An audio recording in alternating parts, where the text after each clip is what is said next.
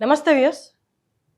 మనకు తెలిసిన వాళ్ళకి కానీ, మన ఇంట్లో ఎవరికైనా క్యాన్సర్ ఎఫెక్ట్ అయింది అంటే, ముఖ్యంగా భయపడేది ట్రీట్మెంట్ గురించి. అందులో మెయిన్‌గా రేడియేషన్ గురించి. దాని ద్వారా అసలు అదెళ్తే చాలా సైడ్ ఎఫెక్ట్స్ ఉంటాయని. ఇంకొకటి హెయిర్ ఫాలు ఇవన్నీ. అలాగే కాకుండా హెల్త్ హజార్డస్‌గా ఉంటదని చాలా మందికి అపోహ ఉంది. అవి నిజాలా? కాదా? అన్నది మనం సీనియర్ కన్సల్టెంట్ డాక్టర్ ప్రశాంత్ గారు రేడియేషన్ ఆంకాలజిస్ట్ మనతో ఉన్నారు. వారిని అడిగి తెలుసుకుందాము. నమస్తే సార్. నమస్తే అండి. సార్, రేడియేషన్ ట్రీట్మెంట్ థెరపీ అనగానే జనాలకి వచ్చేదేంటి అంటే జనాలు మనుషులు ఎవరైతే ఎఫెక్ట్ అయ్యారో వాళ్ళు క్షీణించిపోతారు ఆ థెరపీ తోటి. ఇంకా కోలుకోవడం అనేది చాలా రోజులు పడుతుంది అని దాన్ని మ్యాక్సిమం అవాయిడ్ చేసి ఇంకేదేదో మార్గాలు ఎదుర్కొంటూ ఉంటారు. ఇవాళ దాని గురించి మనం ఇన్ డీటెయిల్ మాట్లాడుకుందాం సార్. ఎందుకంటే వాళ్ళ ఫ్యామిలీలో వాళ్ళు సెర్చ్ చేస్తూ ఉంటారు అసలు ఈ ట్రీట్మెంట్ అంటే ఏంటి. వాళ్ళు సెర్చ్ చేయకపోయినా ఒక్కసారి దాని గురించి సార్, దానికి అడ్వాన్స్డ్ కూడా వచ్చిందని విన్నాను. ఒక్కసారి రైట్ నౌ మనకి ఉంటున్న ట్రీట్మెంట్ రేడియేషన్ థెరపీ అనేది ఏంటి అండ్ అడ్వాన్స్డ్ ఏంటి అనేది మాట్లాడుతాం. First of all Suman TV వ్యూవర్స్కి నమస్కారం అండి. సార్, ఫస్ట్ ఆఫ్ ఆల్ మీరు చాలా మంచి క్వశ్చన్ అడిగారు. రేడియేషన్ ట్రీట్మెంట్ అనేది మామూలుగా వాడుక భాషలో కరెంట్ ట్రీట్మెంట్ అంటారు. అది చాలా ఎందుకు వచ్చిందో తెలీదు, అది పెద్ద అపోహ అండి. ఇప్పటికీ ప్రజలు ఏమనుకుంటారంటే ఎవరికన్నా రేడియేషన్ ట్రీట్మెంట్ అవసరమైందంటే ఏదో కరెంటు పెడతారు, షాక్ ఇస్తారు అని పెద్ద అపోహ ఉంది. ఎస్పెషల్లీ రూరల్ పబ్లిక్ అనమాట, పల్లెటూరు వాళ్ళు ఇప్పటికీ దానికి భయపడి చాలా వరకు క్యాన్సర్లు నయమయ్యే స్టేజ్లో ఉన్నా కూడా దీనికి భయపడి ట్రీట్మెంట్ తీసుకోకుండా మీరు ఇందాక కరెక్ట్ చెప్పారు, ఆల్టర్నేటివ్ మెడిసిన్స్ కి వెళ్ళడము, దానివల్ల మన దగ్గరికి రావడమే చాలా మంది చివరి స్టేజ్ లో వస్తారండి. వాళ్ళే దాన్ని అడ్వాన్స్ చేసుకుంటారు. అవును అవును, ముఖ్యంగా అది పెద్ద అపోహ అండి. రేడియేషన్ అంటే అది షాకు కరెంటు కాదు, ఒక సింపుల్ ఎక్స్రే చేసినట్టు ఉంటుంది అనమాట. దానివల్ల పేషెంట్కి అసలు తగిలినట్టు కూడా ఉండదు. మామూలుగా ప్రతి ఒక్కరు వాళ్ళ జీవితకాలంలో ఎప్పుడో ఒకసారి ఎక్స్రే అయితే తీసుకొని ఉంటారు కదా, అదేం నొప్పి ఉండదు, మనకి కనపద్దు, అది కిరణాలు, ఎక్స్రే కిరణాలు అంతే, మనకేం కనపద్దు, మనకి స్మెల్ రాదు, తగిలినట్టు అనిపిదు, ఏమీ కాదనమాట. ఉన్న క్యాన్సర్ ట్రీట్మెంట్లో పెయిన్లెస్ ట్రీట్మెంట్ అంటే నొప్పి లేకుండా చేసే ట్రీట్మెంట్ ఏదైనా ఉంటే అది రేడియేషన్ ట్రీట్మెంటే. అవునా సార్? అవునండి. అంటే ఈవెన్ నాకు కూడా తెలియదు రేడియేషన్ ట్రీట్మెంట్ అంటే. అంటే కైండ్ ఆఫ్ బర్న్ చేస్తారా క్యాన్సర్ సెల్స్ ని, వాళ్ళ పెయిన్, సివియర్ పెయిన్ ఉంటుంది, ఆకలి ఉండదు, హెయిర్ ఫాల్ ఇవన్నీ. లేదండి, అదేం లేదు. First of all radiation treatment అనేది లోకలైజ్ ట్రీట్మెంట్ అంటారు. అంటే ఏంటంటే ఏ భాగంలో అయితే క్యాన్సర్ బారిన పడిందో ఆ భాగం వరకే ట్రీట్మెంట్ చేయడం జరుగుతుంది. దీనివల్ల ఇదేమి సిస్టమిక్ గా ఉన్నట్టు హెయిర్ ఫాల్ అట్లాంటివి ఏమీ ఉండవండి, అన్లెస్ మనం తలకి ట్రీట్మెంట్ చేస్తే తప్పితే. సో అది పెద్ద అపోహ అన్నమాట. సో మామూలుగా క్యాన్సర్ కి 3 విధాలుగా ట్రీట్మెంట్ చేస్తారు. ఒకటి ఆపరేషన్, రెండోది సిస్టమిక్ ట్రీట్మెంట్ అంటారు, అంటే అందులో కీమోథెరపీ అని, ఇమ్యునోథెరపీ అని ఇట్లా ఉంటాయి. మూడోది రేడియేషన్ ట్రీట్మెంట్ అనమాట. 60 నుంచి 70% క్యాన్సర్ పేషెంట్లకి ఈ రేడియేషన్ ట్రీట్మెంట్ అనేది అవసరం పడుద్ది. దీనివల్ల వాళ్ళు భయపడాల్సిన అవసరం ఏం లేదు. ఉన్న ట్రీట్మెంట్లో అసలు సైడ్ ఎఫెక్ట్స్ చాలా తక్కువ ఉండే ట్రీట్మెంటు. ఇంకోటి, పెద్ద వయసు వాళ్ళు కూడా ఈ రేడియేషన్ ట్రీట్మెంట్ని ఈజీగా టాలరేట్ చేస్తారండి. ఎందుకంటే మేము ఇప్పుడున్న అడ్వాన్స్ పద్ధతుల్లో 90-95 సంవత్సరాల వయసు ఉన్న వాళ్ళకి కూడా మేము రేడియేషన్ ట్రీట్మెంట్ ఇవ్వడం జరిగింది సక్సెస్ఫుల్గా. దానివల్ల నయమయ్యి పేషెంట్లో సైడ్ ఎఫెక్ట్స్ ఏం లేకుండా గుడ్ అంటే డీసెంట్ క్వాలిటీ ఆఫ్ లైఫ్తో ఉండడం జరుగుతుంది. Amazing sir. 1995 అంటే వాళ్ళ బాడీ తట్టుకుంటుందని నాకు వెంటనే అనిపించింది మీరు చెప్తుంటేనే. తట్టుకొని లీడింగ్ డీసెంట్ లైఫ్. అవునండి. అంటే ఇది వరకు అంటే నేను 20 years బ్యాక్ నేను ఎప్పుడైతే ప్రాక్టీస్ చేశానో ఇప్పటికి చాలా డిఫరెన్స్ వచ్చిందండి. అప్పుడున్న పద్ధతుల్లో ఏంటంటే సైడ్ ఎఫెక్ట్స్ చాలా ఎక్కువ ఉండేవి. ఒక వయసు వచ్చాక కొద్ది రేడియేషన్ ఇవ్వడానికి మేము జంకే వాళ్ళం అనమాట. ట్రీట్మెంట్ తీసుకునే దానికి వాళ్ళు ఇవ్వడానికి మేము కూడా ఒక రకంగా ఎస్పెషల్లీ బాగా ఎల్డర్లీ 80 సంవత్సరాలు. ఎందుకంటే కొన్ని క్యాన్సర్లు పెద్ద వయసు వాళ్ళకే వస్తుంది. ఇప్పుడు మగవాళ్ళలో అనుకోండి ప్రాస్టేట్ ఉంది, ప్రాస్టేట్ క్యాన్సర్ అనేది పెద్ద వయసు వారికే వస్తుంది, 60 సంవత్సరాలు దాటిన వారికే వస్తుంది. ఎక్కువ 80, 85, 90 ఆ వయసు వాళ్ళకే ఎక్కువగా మనం చూస్తుంటాం. ఇది వరకు మేము ఆలోచించే వాళ్ళం అనమాట రేడియేషన్ ట్రీట్మెంట్. ఇప్పుడు ఏంటంటే ఇప్పుడున్న అడ్వాన్స్ పద్ధతుల్లో ఈ లేటెస్ట్ టెక్నిక్స్ ద్వారా ఏంటంటే ఎక్కడైతే క్యాన్సర్ ఉందో ఆ భాగం వరకే రేడియేషన్ ఇవ్వడం జరుగుతుంది. చుట్టూ నార్మల్ స్ట్రక్చర్స్ ఏవైతే ఉంటాయని కదండి వాటికి అవాయిడ్ చేసుకోవచ్చు అనమాట. దానివల్ల ఏంటంటే మనము ఒకటి టెక్నిక్స్ వల్ల ఎక్కువ డోస్ ఇవ్వచ్చు. ఎక్కువ డోస్ ఇవ్వడం వల్ల మనకి రెస్పాన్స్ కూడా బాగుంటుంది ఆబ్వియస్గా. దాంతో పాటు ఎందుకంటే చుట్టూ ఉన్న నార్మల్ స్ట్రక్చర్ డోస్ వెళ్ళదు కాబట్టి సైడ్ ఎఫెక్ట్స్ కూడా చాలా తక్కువ ఉంటాయి. ఓకే. అండ్ ఇంకొకటి టార్గెట్ థెరపీ ట్రీట్మెంట్ అని అన్నారు. అదేంటి సార్, అది రేడియేషన్ ట్రీట్మెంట్లో భాగమేనా లేకపోతే అది సపరేటా?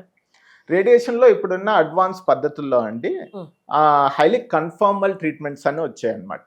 IMRT అని, ర్యాపిడ్ ఆర్క్, IGRT, అది కొద్ది టెక్నికల్ టర్మ్స్. ఈ టార్గెటెడ్ థెరపీ అంటే ఏంటంటే రేడియేషన్లో ఆబ్వియస్లీ ఎక్కడైతే అవసరమో అక్కడ వరకే ప్రిసైజ్గా టార్గెట్ చేసి ఇవ్వడం జరుగుతుంది. లోకలైజ్డ్ కంటే ఇంకా ప్రిసైజ్డ్. అవునండి, అవును. ఇంకా కొన్ని మేము ఇప్పుడున్న రేడియేషన్ పద్ధతుల్లో ఏంటంటే మిల్లీమీటర్ అక్యురసీ అంటారు. మిల్లీమీటర్స్ అంటే 10 సెంటీమీటర్లో అంత కూడా మనం కన్సిడర్ చేయడం జరుగుతుంది అనమాట. అంటే ఒక్కోసారి 1-2 mm కూడా ఎక్కువ నార్మల్ స్ట్రక్చర్స్ మనము ఇవ్వకుండా క్యాన్సర్ అంత ప్రిసైజ్ గా ట్రీట్మెంట్ చేయడం ఇప్పుడున్న అడ్వాన్స్ టెక్నాలజీతో సాధ్యమవుతుంది. Okay, amazing sir. అండ్ ఇంకొకటి, వన్స్ ఈ రేడియేషన్ కానీ టార్గెట్ థెరపీ తీసుకున్న వాళ్ళకి స్కిన్ అనేది చాలా ప్రాబ్లమ్స్కి లోన్ అవుతుంది అని, పుండ్లు రావడం లేకపోతే అది తగ్గడం కూడా కష్టం అన్నట్లు, ఇది ఎంతవరకు నిజాలు? ఇది పాత పద్ధతుల్లో ఏంటంటే స్కిన్ రియాక్షన్స్ ఎక్కువ ఉండేవి అండి. ఇప్పుడున్న టెక్నాలజీస్ ఏంటంటే స్కిన్ రియాక్షన్స్ అంటే 4 గ్రేడ్లు అంటారు. మ్యాక్సిమం 1-2 గ్రేడ్ వరకే ఉంటుంది. అంటే ఏంటంటే మ్యాక్సిమం మనము ఎక్స్పెక్ట్ చేసేది ఏంటంటే కొంచెం డిస్కలరేషన్, హైపర్ పిగ్మెంటేషన్. అంటే ఏంటంటే మనకి అర్థమయ్యేటట్టు చెప్పాలంటే ఇప్పుడు మనము ఫెయిర్గా ఉండే పర్సన్ ఎండలోకి వెళ్ళారు అనుకోండి ఒక రోజంతా, ట్యాన్ అంటారు కదా, కొంచెం హైపర్ పిగ్మెంటేషన్ అవుతుంది. మ్యాక్సిమం అక్కడ వరకు అవుతుందండి. అన్లెస్ ఒక్కోసారి ఏంటంటే చర్మ క్యాన్సర్లకు మనం ట్రీట్మెంట్ చేసినప్పుడు కొంచెం గ్రేడ్ 3 రియాక్షన్స్ వరకు వెళ్ళొచ్చు. బట్ మిగతా క్యాన్సర్లు అన్నిటికీ మ్యాక్సిమం స్కిన్ రియాక్షన్ అంటే గ్రేడ్ 2 వరకు వెళ్తుందండి. ఓకే. దానికి మించి ఒకవేళ రియాక్షన్స్ ఉన్నా కూడా ఈ రివర్సిబుల్, అంటే రేడియేషన్ అయినా 1 వారం 2 వారాల్లోనే మ్యాక్సిమం ఒక 3-4 వారాల్లో నార్మల్ అయిపోతుంది. సార్, అసలు ఈ రేడియేషన్ ట్రీట్మెంట్ అనేది ఎవరికి సజెస్ట్ చేస్తారు? అంటే ఏ స్టేజ్లో ఉన్న వాళ్ళకి సజెస్ట్ చేస్తారు? వాళ్ళు ఎప్పుడు మీ దగ్గరికి రావాలి అనేది ఒక్కసారి వ్యూయర్స్ కోసం క్లారిఫికేషన్. ఇది నేను చెప్పినట్టు అండి, యాక్చువల్గా 60-70% క్యాన్సర్ పేషెంట్లకు అవసరం పడుద్దండి. ఆల్మోస్ట్ క్యాన్సర్ని బట్టి ఉంటుంది. 3 విధాలుగా ఇస్తామండి రేడియేషన్. ఒకటి ఏంటంటే రాడికల్ ట్రీట్మెంట్ అంటారు. అంటే ఏంటంటే ఇప్పుడు నేను ఇందాక చెప్పాను కదా, క్యాన్సర్కి surgery, systemic therapy, radiation. Radical radiation అంటే ఏంటంటే మన రేడియేషనే మెయిన్ ట్రీట్మెంట్గా, నయం చేయడానికి మెయిన్ ట్రీట్మెంట్గా ఇవ్వడం జరుగుతుంది. ముఖ్యంగా ఏంటంటే కామన్ క్యాన్సర్స్, ఆడవాళ్ళలో గర్భసంచి ముఖద్వారం, సర్వైకల్ క్యాన్సర్ కామన్ ఉంటుంది. Very early stage head and neck cancers కానీ, ఈ లారెంజియల్ క్యాన్సర్ అంటారు కదా వాటిలో కానీ, నాసోఫెరింజియల్ క్యాన్సర్ కానీ, ఇప్పుడు ఇంకా ఊపిరితిత్తుల క్యాన్సర్ ఫస్ట్ స్టేజ్లో కూడా మనము రేడియేషన్ ద్వారానే, ఆపరేషన్ అయి లేకుండా రేడియేషన్ ద్వారానే నయం చేయడం జరుగుతుంది. దాన్ని రాడికల్ ట్రీట్మెంట్ అంటారు. ఇంకోటి రెండోది అడ్జువెంట్ ట్రీట్మెంట్ అంటారండి. అడ్జువెంట్ అంటే ఏంటంటే సర్జరీ అయిపోయింది అనుకోండి, సపోజ్ రొమ్ము క్యాన్సర్ సర్జరీ అయింది, కొద్దిగా రిస్క్ ఫ్యాక్టర్స్ ఎక్కువ ఉన్నాయి తిరిగి రావడానికి, అప్పుడేంటంటే ఆ మైక్రోస్కోపిక్ డిసీజ్ని ట్రీట్ చేయడానికి రేడియేషన్ ఇవ్వడం జరుగుతుంది. అంటే సర్జరీ కానీ అయిపోయాక ఇవ్వడము అనేది అడ్జువెంట్ ట్రీట్మెంట్ అంటారు. ఇంకోటి ఏంటంటే ఒక్కోసారి కొన్ని క్యాన్సర్లు కొంచెం అడ్వాన్స్ స్టేజ్లో ప్రెజెంట్ అవుతారనమాట, ఆపరేషన్ చేయడానికి వీలు కాదు. అప్పుడు ఏంటంటే ముందు రేడియేషన్ ఇచ్చి పెద్దగా ఉన్న క్యాన్సర్ చాలా చిన్నగా చేసి, అంటే ఇన్ఆపరబుల్ని ఆపరబుల్గా చేసి, అన్రిసెక్టబుల్ రిసెక్టబుల్ అంటారు, పెద్దగా ఉండే చిన్నగా చేసి ఆపరేషన్కి వీలుగా ఉండేటట్టు కన్వర్ట్ చేసి ఇవ్వడం నియోఅడ్జువెంట్ ట్రీట్మెంట్ అంటారు. ముఖ్యంగా పెద్ద పేగ్ క్యాన్సర్లో, రెక్టల్ క్యాన్సర్లో అందులో మనం ఇట్లా ఇవ్వడం జరుగుతుంది. సో ఆల్మోస్ట్ చాలా ఇంకా బ్రెయిన్ క్యాన్సర్స్కి ఇస్తాము, బ్రెయిన్ ట్యూమర్స్కి ఇవ్వడం జరుగుతుంది. ఇవే కాకుండా ఒక్కోసారి ఫంక్షనల్ అంటారండి, కొన్ని క్యాన్సరే కాదు కొన్ని బినైన్ ట్యూమర్స్కి కూడా ఇవ్వడం జరుగుతుంది. బినైన్ ట్యూమర్స్, బినైన్ ట్యూమర్ అంటే ఏ గడ్డ అయినా 2 రకాలు ఉంటుంది, బినైన్ కానీ మ్యాలిగ్నెంట్ కానీ. మ్యాలిగ్నెంట్ అంటే క్యాన్సర్ అన్నమాట, బినైన్ అంటే ఇట్స్ నాన్ క్యాన్సరస్ ట్యూమర్, కానీ అది స్ప్రెడ్ అయ్యేదానికి ఛాన్సెస్ ఉండవు, అది ఉన్న చోట చాలా చిన్నగా పెరుగుతుంది అనమాట. ఆ ట్యూమర్స్కి కూడా మనం, అంటే ఎగ్జాంపుల్ మెనింజియోమా అని తల్లో మెయిన్ చాలా చిన్న గడ్డగా ఫామ్ అవుతుంది అది. ఇంకోటి శ్వానోమాస్ అని, ఇట్లా కొన్ని బినైన్ ట్యూమర్స్ కూడా రేడియేషన్ ద్వారా నయం చేయడం జరుగుతుంది. ఓకే సార్, ఇది కొంచెం అందరూ అడిగే క్వశ్చనే, బట్ స్టిల్ ఐఎమ్ ఆస్కింగ్. అంటే ఇప్పుడు పెరుగుతున్న కాలుష్యం ప్రకారం కాబట్టి ఎక్కడ ఏ క్వాలిటీ ఫుడ్ కానీ ఏది మన చేతుల్లో లేదు కాబట్టి, is there any one food or magic food కొంతవరకు మనం అలాంటివి దగ్గరికి రానికుండా ఉండడానికి ముందు నుంచి జాగ్రత్త పడడానికి? చాలా మంచి క్వశ్చన్ అడిగారండి. యాక్చువల్గా మామూలుగా క్యాన్సర్ ఎందుకు వస్తుంది అంటే అందరికి తెలిసింది ఏంటంటే టొబాకో కానీ ఆల్కహాల్ కానీ వైరల్ ఈ అందరికి తెలుసు. కానీ చాలా మందికి తెలియదు ఏంటంటే ఒకటి ఒబేసిటీ అండి. ఒబేసిటీ కూడా చాలా క్యాన్సర్లకి రావడానికి కారణం అనమాట. High risk factor. ముఖ్యంగా రొమ్ము క్యాన్సర్ కానీ ఆడవాళ్ళలో కానీ యూటరైన్ క్యాన్సర్స్ కానీ చాలా వరకు క్యాన్సర్స్కి obesity or type 2 insulin resistance అని అంటారనమాట. సో ఈ కొద్దిగా రిస్క్ ఫ్యాక్టర్స్ అనమాట. ఇందాక మీరు అడిగారు మ్యాజిక్ ఫుడ్ ఉందా అని. మ్యాజిక్ ఫుడ్ అనేది ఏం లేదండి. మ్యాజిక్ ఫుడ్ అని నేను చెప్పను, కానీ ఏ అవాయిడ్ చేయాలో చెప్తాను నేను. ప్రాసెస్డ్ ఫుడ్ అవాయిడ్ చేయాలండి. ప్రాసెస్డ్ ఫుడ్ అంటే ఏంటంటే anything which comes in a packet, okay, అది అవాయిడ్ చేయాలి. As simple as that. Anything మనం బయట వెళ్ళి ప్యాకెట్లో ఉండేది అవాయిడ్ చేయాలి. రిఫైన్డ్ ఫుడ్స్ కానీ ప్రాసెస్డ్ ఫుడ్స్ ఇవన్నీ అవాయిడ్ చేసుకొని లో fat high protein intake, fruits and vegetables ఎక్కువ తీసుకోవడము, ఎక్కువ కన్జ్యూమ్.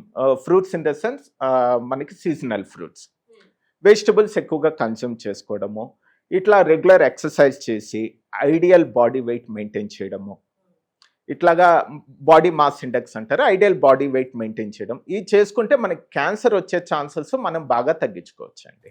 ఆఫ్ కోర్స్ మిగతా అన్ని టొబాకో అవాయిడ్ చేయడము, ఆల్కహాల్ అవాయిడ్ చేయడం, ఇవన్నీ ఎట్లన్నా ఫాలో కావాలి. ఓకే. సో చాలా మంది అనుకుంటారు సార్, నాకు ఆల్కహాల్ అలవాటు లేదు అండ్ సిగరెట్ అలవాటు లేదు, బట్ స్టిల్ వాళ్ళకి డిటెక్ట్ అయిన వాళ్ళు ఉంటారు. Maybe this is the reason. Packed foods, అవునండి, ఫాస్ట్ ఫుడ్స్ అవన్నీ కూడా చాలా కారణం. అవన్నీ నార్మలే కదా, ఒక వీకెండ్ వెళ్ళి సరదాగా తిన, అది సరదా కాదు యాక్చువల్లీ. అది హెల్త్ కి చాలా డేంజరస్ అనేది. అవునండి సార్ ఇంకొకటి, అండ్ డైలీ రొటీన్ అనేది ఏది ఐడియల్ ఎక్సర్సైజ్?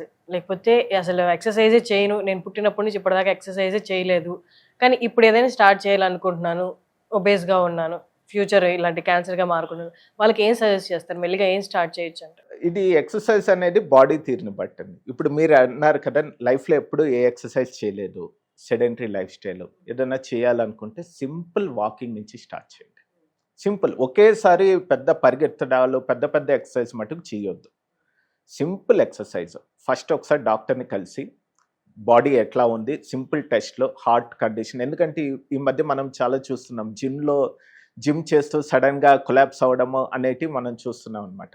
ఎవరన్నా ఏ ఎక్సర్సైజ్ ఎప్పుడు చేయనోళ్ళు ఎక్సర్సైజ్ స్టార్ట్ చేయకముందు బేసిక్ టెస్ట్లు, అసలు హార్ట్ కండిషన్ అది ఒకసారి చూసుకొని సింపుల్ ఎక్సర్సైజ్తో స్టార్ట్ చేయొచ్చండి. ఎంత సింపుల్ అంటే ఒక 10 నిమిషాలు స్టార్ట్ చేయడమే, ఒక 10 నిమిషాలు వాకింగ్ నుంచి స్టార్ట్ చేయండి. ఆ 10 నిమిషాలని చిన్నగా పెంచుకొని వెళ్ళండి. నెక్స్ట్ వీక్ 15 నిమిషాలు చేయండి, తర్వాత చిన్నగా 20 నిమిషాలు చేయండి, 25 అట్లా చిన్నగా చేసుకొని అట్లీస్ట్ ఏంటంటే మనకి సజెస్ట్ చేసేది వారానికి 150 నిమిషాలు, అంటే రోజుకి half an hour for 5 days, half an hour to 40 minutes సింపుల్గా స్టార్ట్ చేసి చిన్నగా పెంచుకుంటూ వెళ్ళాలండి. That's nice sir. సార్ అంటే ఈ ఎప్పటి నుంచో చాలా మందిని అడుగుదాం అన్న question, but I'm asking you. అంటే ప్రతిదానికి ఒక అడ్వాన్స్మెంట్ వస్తుంది, అన్ని అడ్వాన్స్మెంట్స్ వచ్చి ప్రతిదీ ట్యాబ్లెట్ ఫార్మాట్లోకి వస్తుంది, ప్రతి డిసీజ్కి ఒక ట్యాబ్లెట్లో ఉన్న సొల్యూషన్ కనిపిస్తుంది. Is there any chance in the near future క్యాన్సర్కి కూడా ఒక ట్యాబ్లెట్ వచ్చే ఛాన్సెస్ ఏమన్నా ఉంటాయా? అట్లా ఉండదండి. యాక్చువల్గా ఇప్పటికీ కొన్ని క్యాన్సర్స్కి మనకి టార్గెటెడ్ థెరపీ అంటారనమాట. టార్గెటెడ్ థెరపీ కొన్ని ట్యాబ్లెట్ రూపంలో కూడా వచ్చాయి, బట్ అన్ని క్యాన్సర్లకు కాదు. కొన్ని డిపెండ్స్ ఆన్ ద క్యాన్సర్. కొన్ని క్యాన్సర్ సపోజ్ కొన్ని సిఎంఎల్ అంటారు, క్రానిక్ మైలైడ్ ల్యూకేమియా అంటారు, దానికి వచ్చే ఏదైతే ట్రీట్మెంట్ ట్యాబ్లెట్ రూపంలోనే ఉంటుంది. ఇంకోటి కామన్ క్యాన్సర్ ఊపిరితిత్తుల క్యాన్సర్ ఉంటుంది, లంగ్ క్యాన్సర్ అనేది చాలా కామన్. అందులో ఇప్పుడున్న పాతకి ఇప్పటికి కొత్తగా వచ్చింది ఏంటంటే మనం కొన్ని మ్యూటేషన్స్, డ్రైవర్ మ్యూటేషన్స్ అని కొన్ని టెస్ట్లు చేస్తామన్నమాట. ప్రతి పేషెంట్లో ఆ టెస్ట్ అనేది చేస్తాము. అందులో కొన్ని డ్రైవర్ మ్యూటేషన్స్ కానీ అంటే జెనెటిక్ లోపాలు అనమాట. బేసికల్గా మనకి జన్యు లోపాలు ఏముంది అని కొన్ని టెస్ట్లు చేస్తాం. ఓకే, ఆ టెస్ట్లో కొన్ని ఈ పాజిటివ్ ఉంటే ఒక ట్యాబ్లెట్ రూపంలో వాళ్ళకి ట్రీట్మెంట్ ఇవ్వడం జరుగుతుంది అనమాట. అట్లాగే కొన్ని క్యాన్సర్లకి టాబ్లెట్ రూపంలో వచ్చాయండి, అన్నిటికి కాదు. జనరల్గా నేను స్టేట్మెంట్ ఇవ్వలేను. కొన్ని క్యాన్సర్స్కి టాబ్లెట్ రూపంలో, అది కూడా చాలా వరకు చాలా కాలం పాటు తీసుకోవాలండి. అంతేగాని మనకి ఒక యాంటీబయాటిక్ లాగా ఒక 4-5 రోజులు, 5 రోజులు, వారం రోజులు, 10 రోజులు అట్లా కాదు.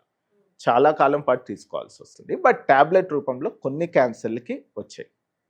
Thank you so much sir, చాలా చక్కగా ఎక్స్ప్లెయిన్ చేశారు. ఐ హోప్ ఈ వీడియో చాలా మందికి యూజ్ అవుతుంది అనుకుంటున్నాను. ఎందుకంటే రేడియేషన్ అనగానే ఫస్ట్ వాళ్ళకి మొదలయ్యేది క్యాన్సర్ డిటెక్ట్ అయినప్పుడు కంటే రేడియేషన్ అంటేనే ఎక్కువ భయపడుతూ ఉంటారు. మీరు ఇచ్చిన ఎక్స్ప్లెనేషన్ అండ్ ఇంక మోర్ అడ్వాన్స్మెంట్ వచ్చింది, టార్గెట్ థెరపీ అని కూడా, టార్గెట్ ట్రీట్మెంట్ అని కూడా. సో మీ అందరికీ ఈ వీడియో యూజ్ అయింది అనుకుంటున్నాను. Thank you so much sir. Thank you.